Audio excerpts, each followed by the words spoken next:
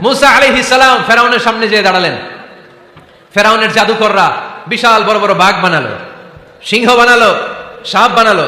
মুসা আলাইহিস সালাম দেখে ভড়কে গেলেন, ভয় পেয়ে গেলেন। আল্লাহ বললেন, মুসা ভয় নাই, তোমার লাঠিটা খালি ফেলো। কি ফেলো?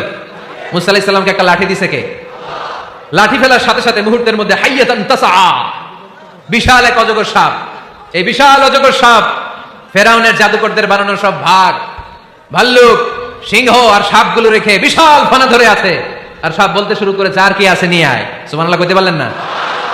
এই দৃশ্য দেখার সাথে সাথে ফেরাউনের রাজপ্রাসাদের সামনে যতগুলো জাদুকর ছিল, কোরআন বলে ফাউলকিয়াস সাহারাতু সাজিদিন।